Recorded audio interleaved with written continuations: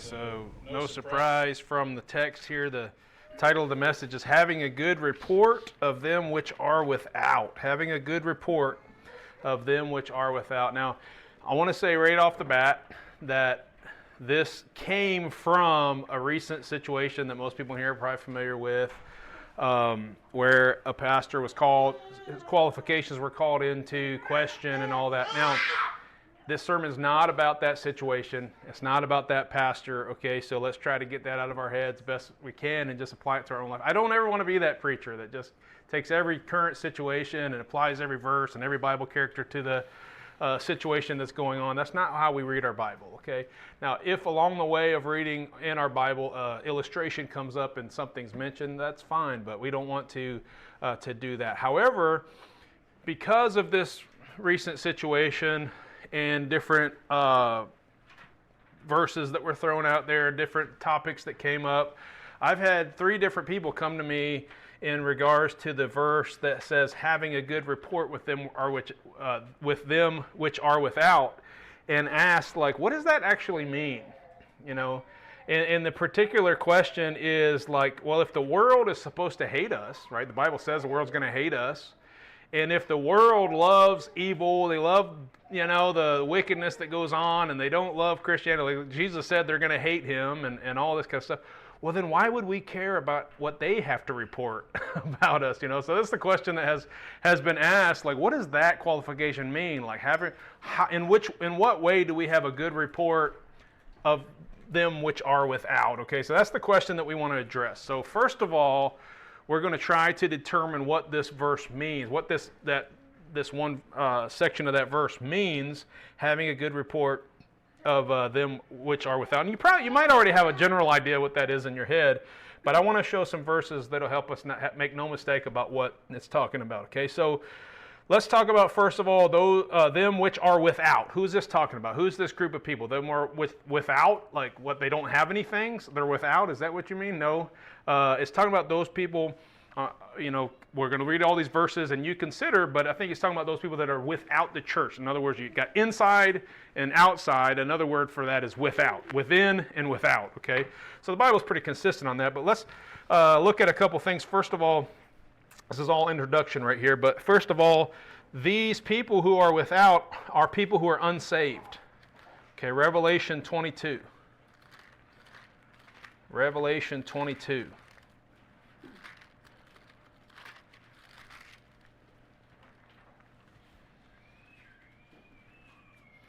And verse 14 says, "Blessed are they that do his commandments, that they have the right to the tree of life, and may enter throughout the gates into the city. For without are dogs, and sorcerers, and whoremongers, and murderers, and idolaters, and whosoever loveth and maketh a lie. I, Jesus, have set mine angel to testify unto you these things in the churches. I am the root of the offspring of David, and the bright morning star." So he's talking to the people that are in the churches who are believers, and he's talking about how we'll be in heaven. And then he's saying that without are those people, and he lists all these sins. Now, obviously, people who are saved have done many of the wicked things that are listed in the Bible in many different places like this.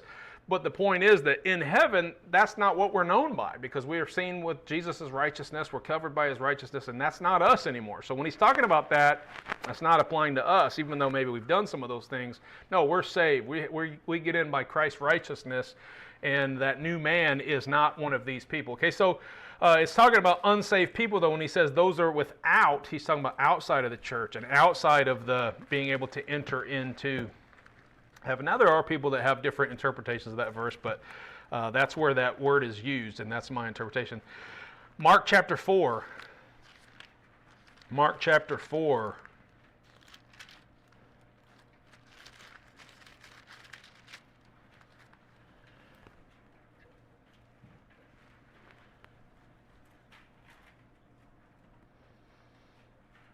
All right, so his disciples are asking why he keeps speaking in parables, and here's Jesus' answer in verse 11. Mark 4:11, he says, "And he said unto them, Unto you it is given to know the mystery of the kingdom of God, but unto them that are without, All these things are done in parables. Okay, so a second thing we see about this group that are without, those people who are not part of the church, Christ's church, or part of his disciples, they do not understand spiritual things. Now, interestingly enough, I've always read that and been a little puzzled because I'm like, the disciples obviously didn't get all these parables either, right? They kept being confused by the parables and asking these questions. But Jesus' point is, you have the Holy Spirit to lead you and guide you when I talk about, the biblical things. Even though you might not get it right away, like you're going to get it, the Spirit's going to guide you. But to these guys, like I'm speaking in stories and parables and all that kind of stuff so that they can hear it that way. It's not given to them to understand these things. Which is why, by the way, like when we preach the gospel, we can't just, I shouldn't say can't, but we don't just read scripture from the Bible and say like, there, you should get it now. The Bible says how to be saved. No, they need that we explain it to them because they don't have an understanding. They don't understand the sense of what the Bible's saying, and so we have to explain it to them. That's why sometimes we use the Bible. We don't just tell stories, right? But we use the Bible, and then we'll say like, well, what about a free gift? How many of you use that illustration about like, if I was going to give you a gift and I charge you $10, it wouldn't be a gift, right?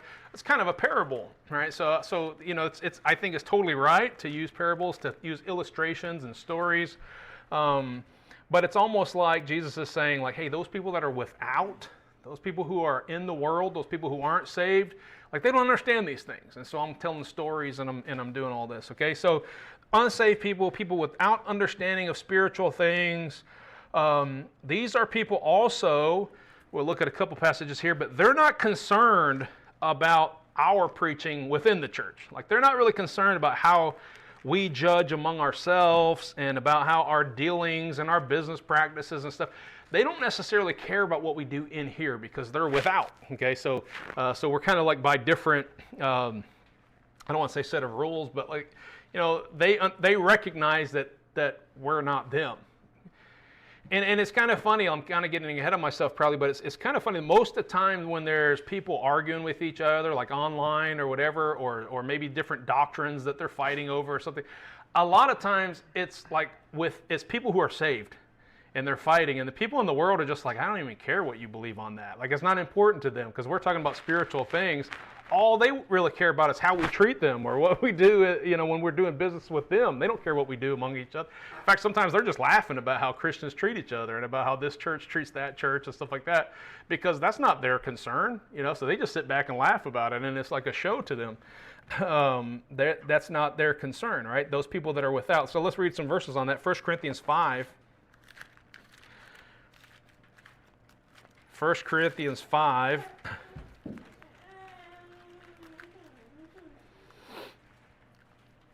And we make reference to this quite a bit because this has to do with church discipline and the standard by which we hold people within the church. Nobody's perfect. We understand people are going to sin, but there's certain things where we say, hey, we need to deal with this and not allow this to go on with those who are within the church because it could cause some major corruption and problems in the church. So verse 12 says, for what have I to do to judge them also that are without? Do not ye judge them that are within, but them that are without God judgeth. Therefore put away from among you yourselves that wicked person. And he gives a list of different things: fornicators, covetous, idolaters, railers, drunkards, extortioners, stuff like that we have to deal with within the church. But then he's like, hey, what do I have to do with those that are without? God judges them. Okay, that's not our business within the church. We don't go around dealing with the business of the world. And in the same context, he says this is why brother shouldn't go to law with brother. Like we shouldn't just take each other to court so that the world can figure out our problems, and we shouldn't just go to the world for all the answers. Like most of the stuff we can just take care among ourselves. We believe in the Bible. We put Christ as our authority, and so that's our dealings within the church. The world doesn't understand that. The world has their own way of doing things. Okay, they think that we're kind of weird for some of our things that we do, and that's okay that they think that. 2 Corinthians 11.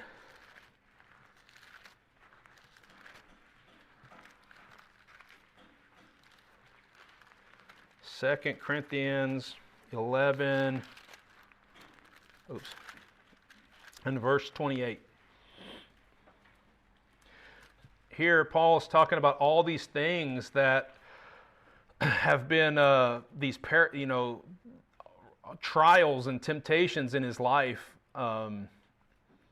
Perils in the sea, perils in the city, often in hunger, cold and nakedness, all those kinds of things. And in verse 28 he says, besides those things which are without, all those things that happen when I'm not inside the church, is basically what he's saying, that which cometh upon me daily, the care of all the churches. So when he's going to different churches, he's talking about, my relationship with this church. And of course, he had the type of a job as a missionary where he's got several churches that he's caring for, okay?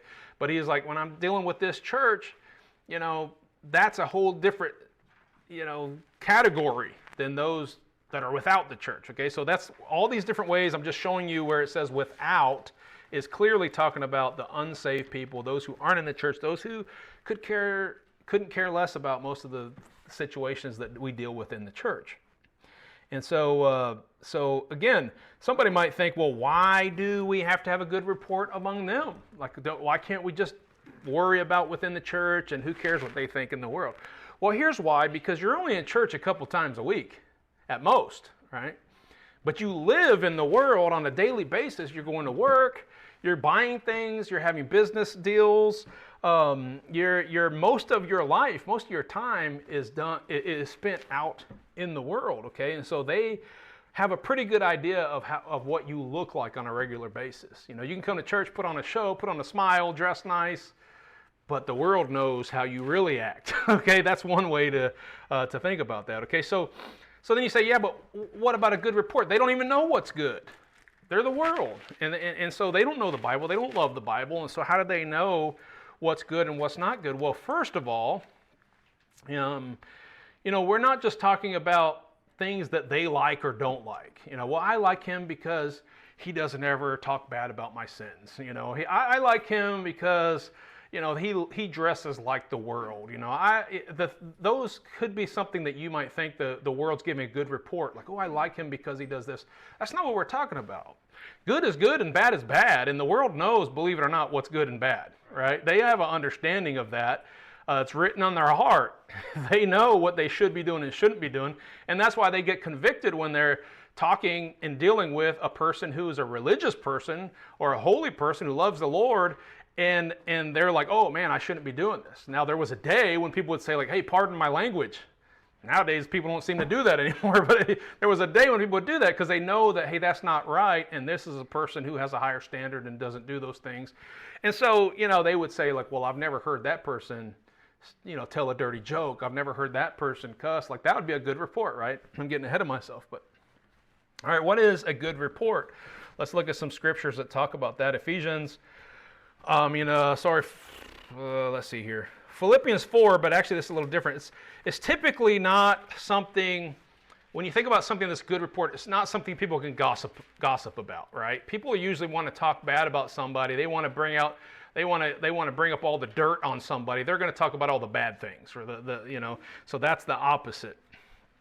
A good report is something that they're not going to really gossip about. Like, it'll come up if they're asked, but typically they're not really thinking about these things, okay?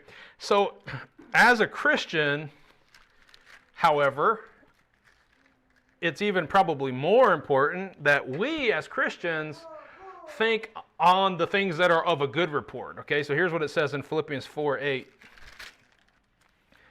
Finally, brethren, whatsoever things are true, whatsoever things are honest, whatsoever things are just, whatsoever things are pure, whatsoever things are lovely, whatsoever things are of good report, if there be any virtue, if there be any praise, think on these things. All right, so we shouldn't spend most of our time thinking, look, we all have faults, we understand that, and we know people within the church that have done this wrong or that wrong, or maybe they got this character flaw or something like that. But we would be wrong as Christians to spend all of our time thinking about the bad reports that we have on people. Okay, so we as Christians should focus on the good reports and the things that are honest, the things that are true. That's not to say that we never bring up the bad. We already read 1 Corinthians 5 where we're supposed to be judging these things. It specifically tells us to judge one another within the church. But we should, for the most part, try to think good. And I find myself sometimes in situations where things get kind of gossipy. I'm actually pretty bad about that. I know we joke about women, but sometimes guys can be pretty gossipy too, right? And sometimes I'll start gossiping about something. I realize, man, I'm bringing up a lot of negative things about this person.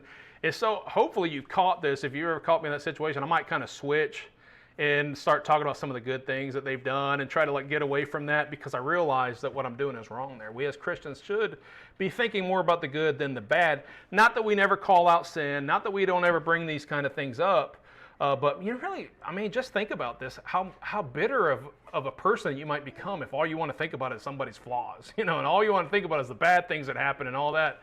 It's just going to turn you into a bitter, critical person that's always looking for people's faults, and we don't want to be like that. Okay, but that does tell us a little bit something about what a good report is. Okay, good report means, hey, no bad things that you're going to go gossip about, no bad things that you're going to bring up in this person's life. Like, hey, did you hear about so and so, and start spilling the beans about some bad, scandalous thing that they were caught up in. Okay.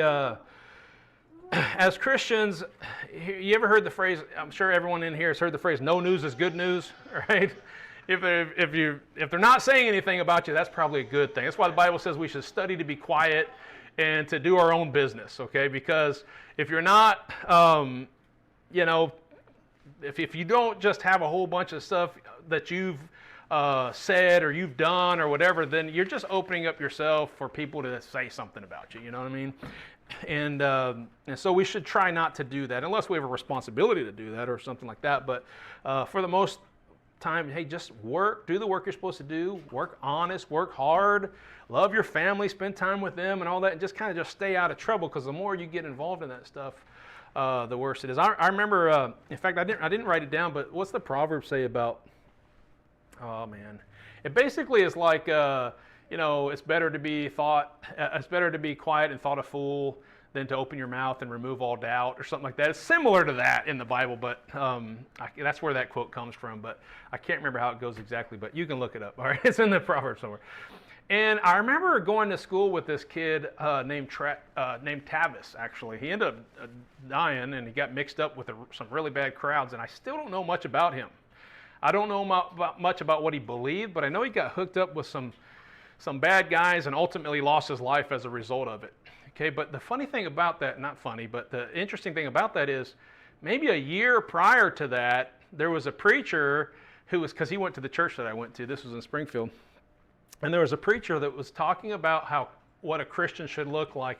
And he brought up Tavis, and he was like, man, this guy, he's like the ideal Christian.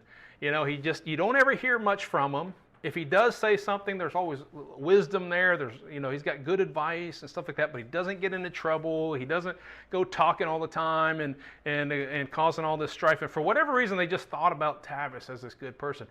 And so we all just assume, hey, Tavis must be this super spiritual person. Well, little did we know, and I still don't know much about him because he didn't talk that much, right? Little did we know he actually got involved in some really bad things, and like I said, lost his life as a result of it. But we just assumed he must be this really good guy because he kept his mouth shut and he stayed out of trouble for the most part. And that's kind of what we should try to do, is just to study to be quiet and to do our own business and not give people cause to bring up a bad report about us, okay?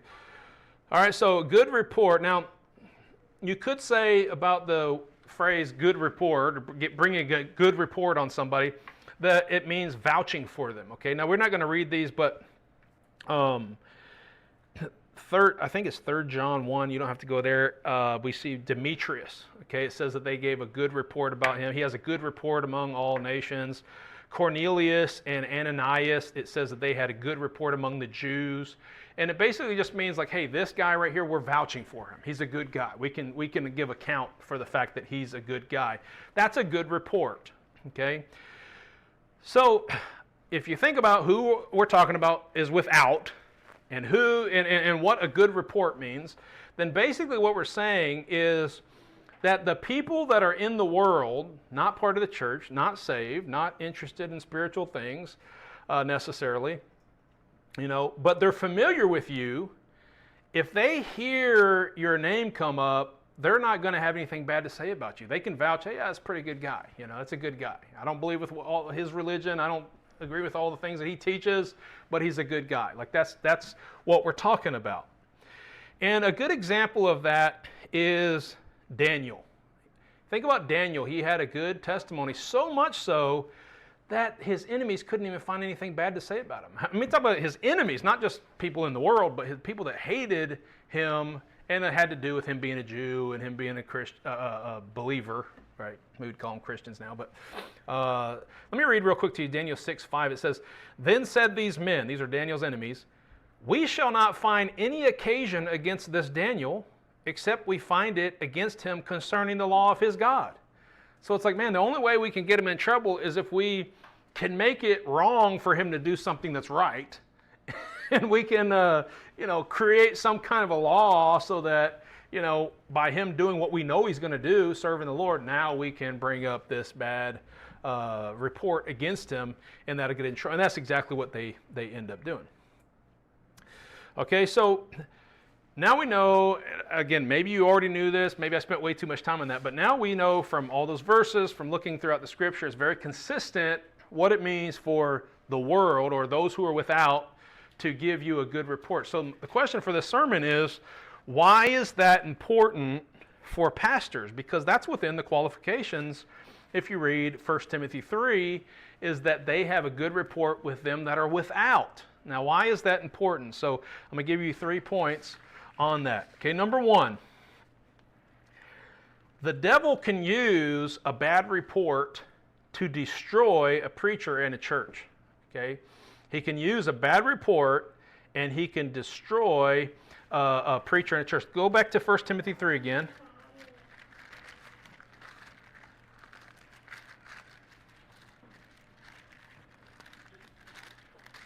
First Timothy 3.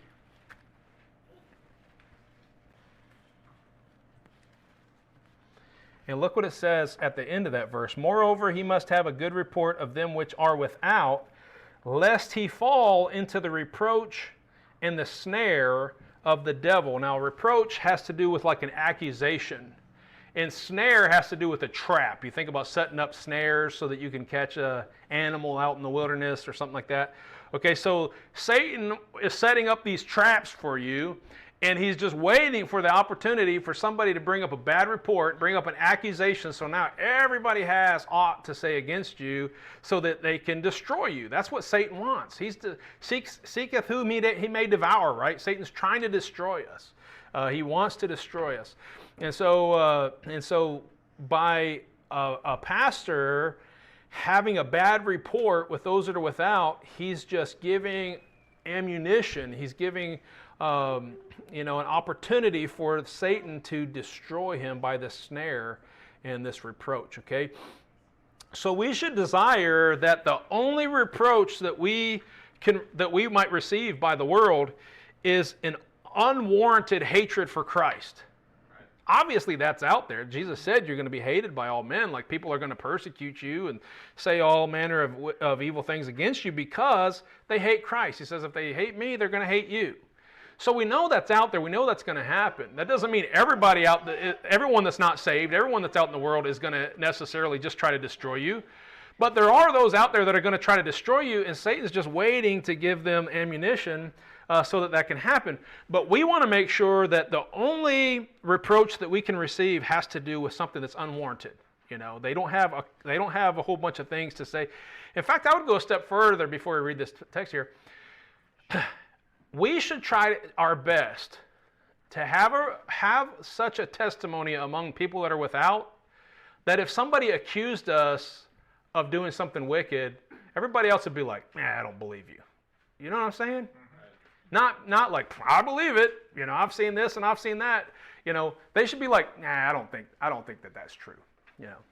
This is a silly example, but it just popped in my head, which is dangerous. But I remember working on the bus route one time. and I would go and knock on this kid's door, and I started talking to him, and then this girl looked at me, she kind of side eye, and I was just like, "What's wrong?" She's like, "I heard you listen to Snoop Dogg." I was like, "What are you talking about?" I couldn't tell you one song Snoop Dogg or one. Are they called songs? I didn't know anything about Snoop Dogg, and so I was like, "What are you talking about?" And she's like, "When you pulled up, I heard it playing, and then when you shut the car off, I heard it stop. So I know you were listening to it." And I was like, "Look, I don't even know. My car doesn't even have a radio in it. I don't know what you're talking about." But I remember being so bothered that they would even think that I would listen to Snoop Dogg. And I know that sounds like a silly example. Maybe you listen to Snoop. Maybe he's on your playlist. but I remember thinking, like, I don't want these bus kids to think I'm listening to that stuff, because I'm preaching against it, right? I'm telling them they shouldn't be listening to that stuff. And and I remember thinking, like, no, what am I going to do? Like, why did they believe that? Now, that seems like a silly example. But man, there's so many things that can happen to a person out there. You know, maybe someone has never met my sister. Another example just popped in my head. Okay, maybe they never met my sister, and one day, you know, I'm taking my sister out to eat or something like that, and so she's in my car, and all of a sudden somebody in the community is like, "Hey, isn't that Pastor so-and-so? That's not his wife." You know what they start thinking, right? I should have such a testimony within the community that they're just like, "No, that must be his sister or something, because he would never cheat on his wife." You see what I'm saying? Like, we should have a good report with them that are without. I would love to have that testimony where I am not giving people in the community, people outside these walls, certainly not inside the walls, but outside these walls, shouldn't have an opportunity to be like, "Well, you know, no surprise there. We all knew this. We all knew that." Look at 1 Peter chapter 4.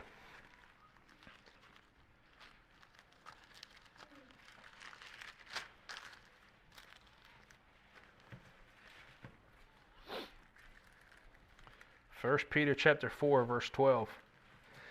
"Beloved, think it not strange concerning the fiery trial which is to try you, as though some strange thing happened unto you, but rejoice inasmuch as ye are partakers of Christ's sufferings, that when his glory shall be revealed, ye may be glad also with exceeding joy. If ye be reproached for the name of Christ, happy are ye, for the Spirit of glory and of God resteth upon you. On their part he is evil spoken of, but on your part he is glorified. But let none of you suffer as a murderer, or as a thief, or as an evildoer, or as a busybody in other men's matters. Yet if any man suffer as a Christian, let him not be ashamed, but let him glorify God on this behalf." Now, this is where we begin to understand that when Jesus says, like, "Hey, you know, consider it a great joy. Be happy. Find it, you know, consider it to be a great blessing if people hate you and persecute you, because they should only be doing that because they hate Christ." You know, if we knock on a door to preach somebody the gospel and they come out just cussing at us and ripping up our invite and all that stuff and spitting on us or whatever, they don't even know us. Like, we've never met them before. Now, in Iola, they might know who I am. But out here, like, they don't know who I am. And so if they get mad like that, it's not me that they hate, right? They just hate Christianity, or they just hate, you know, and who knows why. Maybe there's something that happened in their background. But for the most part, we can kind of go away rejoicing and be like, "Hey, you know, I don't know what their problem is. I don't know why they hate the Lord, you know, but I'm not going to let that bother me." You know, let's say, well, I don't want to get ahead of myself too much, okay? So I'm about to get there in a minute. So when people have a legitimate accusation against us, the devil can use that, okay? We just don't want to give him any ammunition to be able to do that. Now, what are some things that can happen if we have a bad report of them that are without? Well, it could get us put in jail if it's a really bad report, you know. So we could give them an opportunity to come put us in jail. That'd be a terrible testimony for the church and for the Lord. Now, obviously, some people go to jail for serving the Lord according to the Bible, right? Some people are going to be locked up because of their faith. And Paul and Silas, they rejoiced and they sang songs over that. But what if somebody gets put in jail because they went out and did something dumb? They broke some laws. They didn't pay their taxes. They didn't do whatever it is that the world considers a great offense. And so they end up going to jail. That's a bad report. Now every time somebody hears about that guy's name, oh, isn't that preacher that was in jail because he didn't pay his taxes? I'm not meaning to say that to point out any particular preacher. It just came to my head. Is he in jail because he got in a fist fight in the store the other day, or he was caught shoplifting, or like any number of things.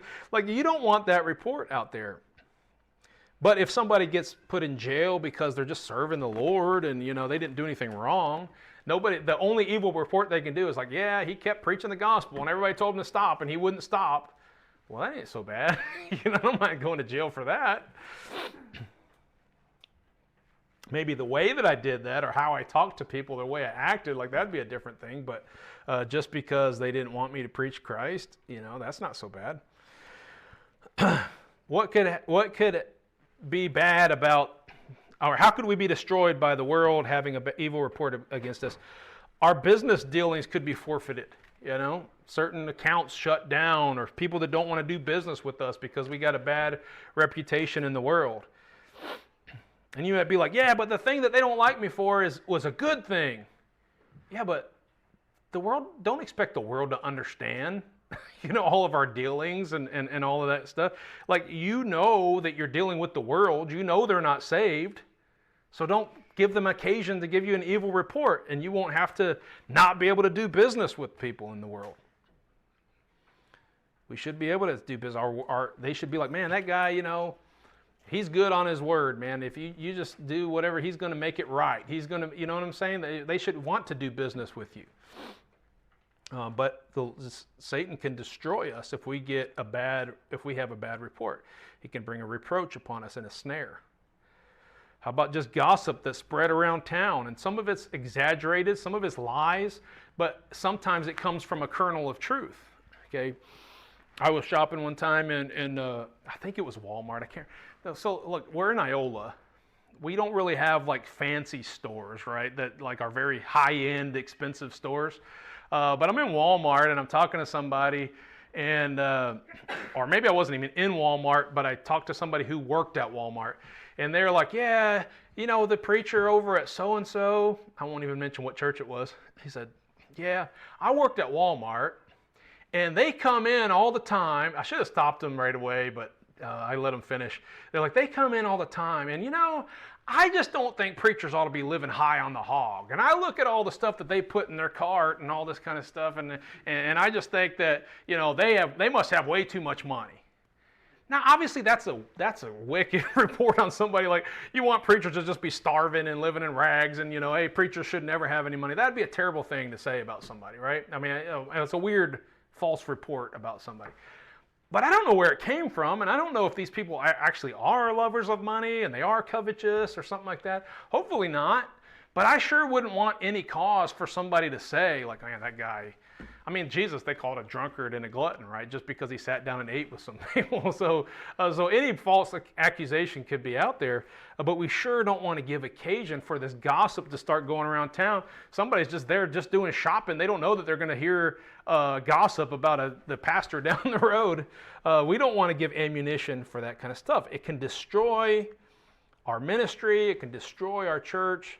I've heard of guys who were pastors who were accused of something. This particular pastor I got in mind, nobody here would know him, but he was accused of something, and he claimed that it wasn't true. Okay, but he had this testimony that was following over him, and everybody just believed it was true. So he actually ended up having to move to a different state, and he ended up being a pastor still and all that kind of stuff, but nobody knew him there and nobody knew the background. But I did know enough about the guy to know, like, he was a jerk to people. And I can imagine all the people in the community saying, like, I am not surprised at all that guy did that because he did not have a good report. Okay, even if he wasn't guilty, that bad report is what destroyed his ministry and brought a reproach and a snare upon him. And so we don't ever want to do that, okay? So let me move on. Number 2. A bad report can be the reason a lot of people will turn away from Christianity. Now, I'm not giving people an excuse by any means, okay? That's one of the worst excuses. I hate that excuse. It's like, well, everybody in church are hypocrites. Everybody in church, are holier than thou or something. They start throwing all these things out there why they don't want to go to church because people in the church. We understand every church is going to have some bad things. They're going to have that one person that offended somebody. Like, you never can control all of that. But for sure, it is possible for somebody to say, man, I've got such a bad taste in my mouth towards Christianity because of this church that I went to and the way these people acted and the way they behaved. Or this person, I lived next to this pastor and I watched how he treated his family and all that stuff. And so, like, I don't even want anything to do with Christianity. You don't think that's a serious problem? That's a serious problem that's out there. And how many times we're knocking on the door, we're pleading with people, and we're like, no. Don't think that represents all of Christianity. And even if it does, like, it doesn't represent Christ, it just represents fallen man. And we're like trying to plead with them for this. Again, it doesn't give them an excuse. They really can't use that for the reason that they don't believe in the Lord or they don't serve the Lord. But it certainly is out there, and it's a possibility. It's something we don't want to provide, the world with reasons to say, like, well, this is why I don't go to church. Okay, look at 1 Samuel. This also applies not just to the pastor, but to the pastor's children and his family. Okay, maybe, just using myself as an example because I'm the pastor here, but maybe I'm living a clean life. I don't have a bad report among them that are without. They're like, yeah, he's a good guy, but man, his wife, I've talked to his wife before, and well, that would still be a reflection on me, right? Or my kids.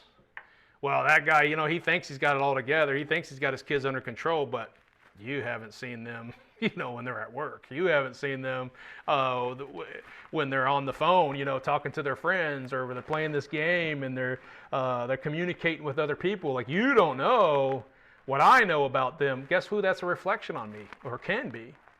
Guess who that's a reflection of? Me. And the church that I pastor over, and Christianity as a whole. And there's a reason that a lot of times people say, oh, them preacher's kids, because unfortunately everybody's watching and they're just waiting for that preacher's kid to do something dumb so that they can say, like, oh, see, we got to be real careful to make sure that our children aren't even bringing a bad report on us. Look at 1 Samuel 2.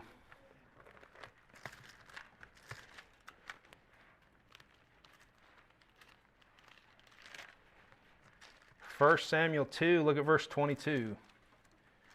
You're familiar with Eli, the priest there, and he's got some real wicked sons. and they're doing all kinds of bad things here. It says, now Eli was very old and heard all that his sons did unto all Israel, and how they lay with the women that assembled at the door of the tabernacle of the congregation. And he said unto them, why do ye such things? For I hear of your evil dealings by all this people. Now, these aren't people that are without. Technically, these would be people that are within, right? But still. Nay, my sons, for it is no good report that I hear. Ye make the Lord's people to transgress. If one man sin against another, the judges shall judge him. But if a man sin against the Lord, who shall entreat for him? Notwithstanding, they hearken not unto the voice of their father, because the Lord would slay them. They are reprobates, is really the way that I interpret that. Look at Genesis chapter 34.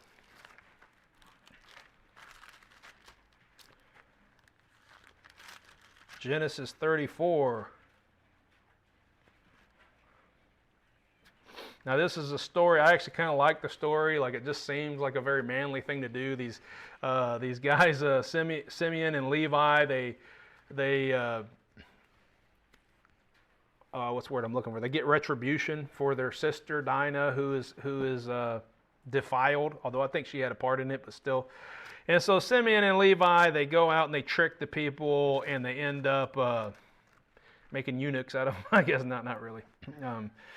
But anyway, we won't get into the details. But it says, and Jacob said to Simeon and Levi, ye have troubled me to make me to stink among the inhabitants of the land, among the Canaanites and the Perizzites, and I being few in number, they shall gather themselves together against me and slay me, and I shall be destroyed, I and my house. And they said, should he deal with our sister as with a harlot? So again, in the context, there's a lot of stuff that we can bring out in that passage, but the idea here is that this evil report, he's like, it causes me to stink in the land. You know, we don't want our church to have a bad testimony because the pastor is got a bad reputation, or his kids have a bad reputation, or whatever. This would be a terrible thing to have a bad report among them that are without, or them that are within, but we're talking about those that are without right now. All right, let's see here. We want Christianity to look pleasant. Now, I know this isn't necessarily popular. This is not really, because we like hard preaching, and we like, no, we're going to just, preach it like it is and let the chips fall where they may. I get it. I understand that. But look, we do want Christianity to look pleasant because it is pleasant. It should be pleasant. What are the fruits of the Spirit? Love, joy, peace. Who doesn't want love? Who doesn't want to have joy? Who doesn't want peace in their life? So when we offer hey, you could have true love, you could have true joy, you could have true peace through Jesus Christ, the Prince of Peace, that should make them want to come. Jesus himself said, my yoke is easy and my burden is light. That's a pleasant thing. We want Christianity to look like a good thing that people want to be a part of, because it is. It is the greatest thing for them. We don't want to give them a bad reputation. We're like, well, I surely don't want to go in there where those people are. But here's the thing. Obviously, people aren't, like, even if you're just like always present Christianity as this perfect thing, and my life is great, and my kids, are honoring me, and my wife is submissive to me, and I just got all my, because this is what a guy, would look at in the world and be like, man, how do you do that, right? How did you get so fortunate? But even if they're like, now I'm not willing to put in that work, I'm not willing to go to church, I'm not willing to get into this religious stuff and all this. And so you're never, it's not like you walk around and people are just like, oh man, I want to be just like this guy. They won't say that, okay?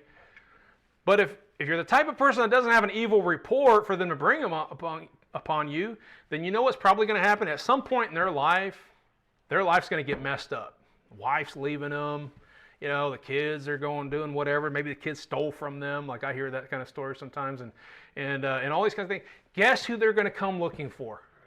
They're going to come. It's happened to me a lot of times at work, and I'm not saying I had the greatest testimony, but they knew that I was the Christian, and I didn't do certain things and all that, and they kind of like kept me at a distance because it was just like, like goody two shoes over there or whatever.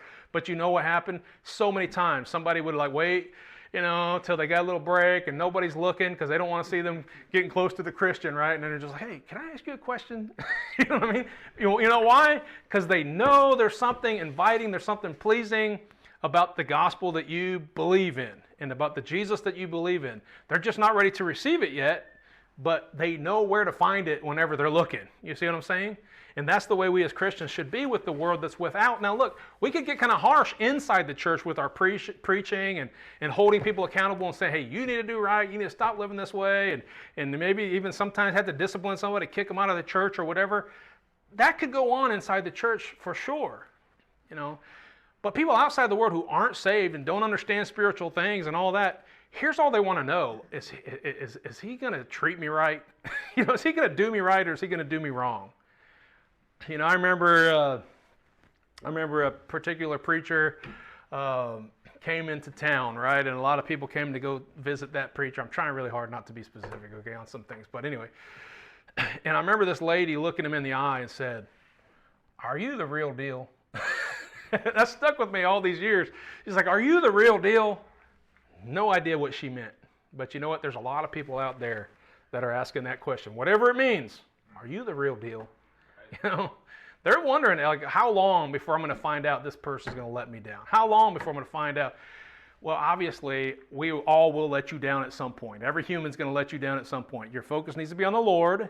And if your pastor does end up with a bad report or something like that, it shouldn't change anything in your life other than tighten some things up in your own life and realize that Satan's trying to attack all of us, okay? But it shouldn't, we should do our best not to let that happen. And I'm saying us, obviously, primarily we're talking about pastors. That's what this message is about, this qualification of a pastor. He should not allow himself to have an evil report with them that are without. Okay, so the third point is this: the bad reports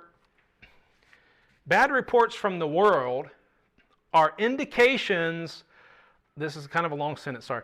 The bad reports from the world are indications of the characteristics, talking about pastors here, that the people that he preaches to are going to pick up from him. Okay, so here's what I'm saying.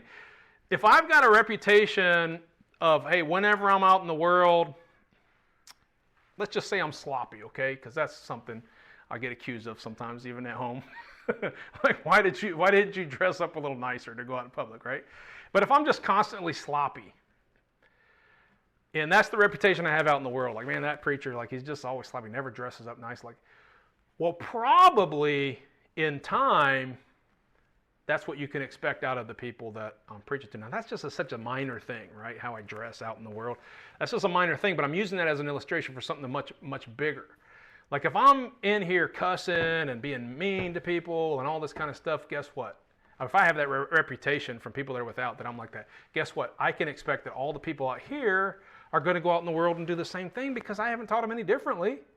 Obviously, the world already thinks I'm this way, so probably the people that I'm preaching to are going to be the same way out in the world. And we don't want Christians to be that way because guess what?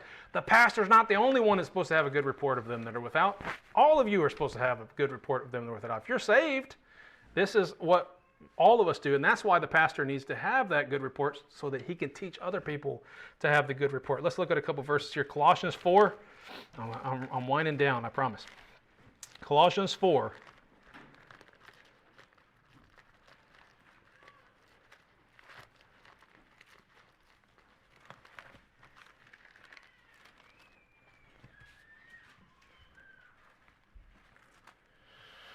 That's not Colossians. In verse 5. Let's see here. Walk in wisdom toward them that are without, redeeming the times. Let your speech be always with grace, seasoned with salt, that ye may know how ye ought to answer every man. Okay, so walk with wisdom toward them that are without. They're watching you, so be wise, be circumspect, understand. I don't want to give them occasion to say aught against me and to bring up a bad reputation, a bad reproach upon me. Okay, redeeming the time, and it says, let your speech be always with grace, seasoned with salt. That's the reputation people should be able to say, like, hey, he's always been so nice and respectful to me, or whatever. Now, I'm not talking about justifying sin, or, people should know how you feel about sin. That's a good report too, right? If they say, like, yeah, that preacher over there, he's a nice guy, but man, he won't ever leave me alone about this or that, that's not a bad report. That's a good report, okay? But if you're being a jerk and you're not speaking with salt, seasoned with salt, so to speak, that's going to be a bad testimony. 1 Thessalonians 4:12.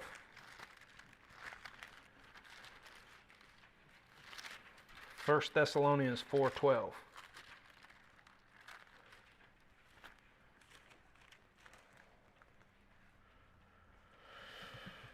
This is kind of a sort of like a parallel passage here. It says, that ye may walk honestly toward them that are without, and that ye may have lack of nothing. Okay. In fact, let's read back to verse 11. I already quoted this one earlier. And that ye study to be quiet and to do your own business and to work with your own hands as we commanded you, that ye may walk honestly toward them that are without, and that ye may have lack of nothing. One of the things I think when I read that stands out to me is this idea of, you pay your bills, you got a good testimony, with the people that are without because you do the business right, and all that. That's a good testimony. Okay. I fall short in that myself, but you got to make sure people aren't like, man, that guy, he always says he's going to do something and he never does it, and he never, he never pays his bills and all this kind of stuff. That could bring a reproach on the pastor, and so he needs to try really hard not to do that. And all of us do. This isn't written to pastors; it's written to everybody, and so the pastor should be able to lead that example. Otherwise, what does he expect that the people are going to do in his church? All right, so therefore, pastor needs to lead in this way, and this is why the Bible says that let those who are servants among you be your masters, right? Let those who are servants be the leaders. You're like, well, I don't know, that person, he can't do this like I would like to see a strong leader do. Or he doesn't look like this. And I think strong leaders should look like this. He doesn't dress like this. Well, that's not the prerequisite that the Bible gives. The Bible says, hey, what you want to do is you want to find a servant. If you find a servant, there's your leader right there. He's going to teach you how to be a servant. Okay? Some of the best preachers out there and best pastors out there are not well-known men that everybody just loves and honors and can't wait to get them to come preach at their church. They're just men who love the Lord and maybe didn't even want to be in that position to begin with. How about Moses? That's a good example, right? Moses is like, he's arguing with the Lord. Lord, you don't understand. I'm not your guy. I can't do this. And God's like, yes, you are the guy. No, you don't understand. Like, I'm not worthy. And he's like, that's exactly why you're the guy. Because you don't think that you're better than everybody else and that you need to lead the way and you need to show everybody how it's done. No, you're just a guy that's just holding on, saying, Lord, help me. Help me not mess up my testimony. You know? Hopefully I'm not going to go strangle a guy with my bare hands and kill him and bury him in the sand, but all right. It could happen. All right. So every pastor should feel overwhelmed at this, to be honest with you. You know, when I read the qualifications of a pastor, I'm just like, man. And Brother Al and I have talked about this before. He's the same way. He's like, man, that's a huge task. I mean, that's a huge standard to live up to. And none of us are going to do it perfectly for sure. But every pastor should be someone who has good reports, not a bad report with those that are without. And so we want to make sure that we do it. That's what that's talking about, okay?